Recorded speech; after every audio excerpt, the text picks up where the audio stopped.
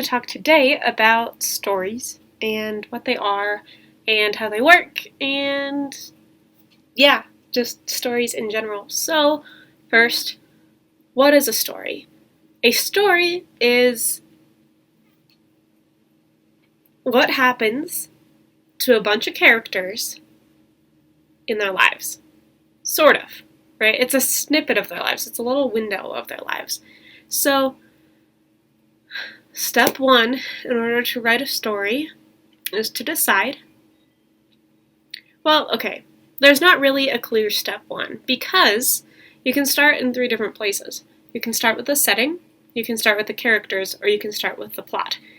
I find that starting with the plot is actually the hardest place to be, and starting with either the setting or the characters is the easier of these 3 options. So if you're starting with the characters, then you know who they are, what they do, who they hang out with, who's dating who, what all of that drama is, and you go from there, right? So the first question is, who are these people, and what are they doing in their lives?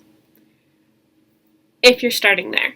But if you're starting with setting, right, this has a different thing, because you can tell a different story about me in my bedroom with all of my books than you can tell about me downstairs where the TV is, right? Granted, I could come upstairs in that story and get some books and go back downstairs, but that's a little bit trickier.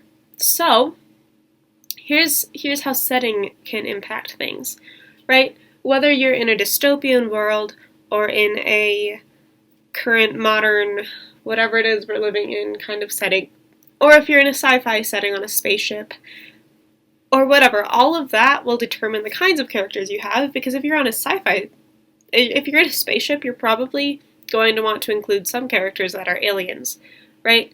So that makes a difference in terms of who your characters are, but sometimes it's just as easy to say, hey, I have these people, I'm going to put them all on a spaceship, and then you go from there. So those are the 2 places that stories can start. And then from there, the easiest thing to do is say, okay, what goes wrong? Does the spaceship break down? Are these 2 people having a fight because they're romantically involved? Did that person steal that person's can of beans? Like, I don't know.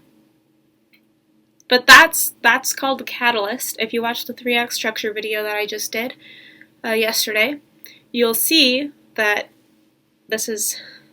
that's part of the 3-act structure. So whenever something goes wrong, that's the catalyst. It doesn't necessarily have to go wrong either, but that's the easiest way to have a tension point, so that's what we're going to talk about today. And then, from there, you follow that tension point. How does this affect the other characters?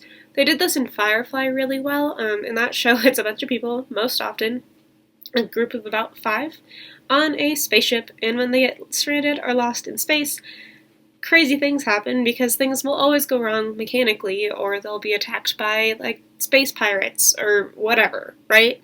So, the question of what goes wrong after that, what goes wrong after that, how are they all responding, is anybody angry, is that making anything else go wrong? All of these impact how the story is told and what the story is. But the other thing, so you can find your plot there.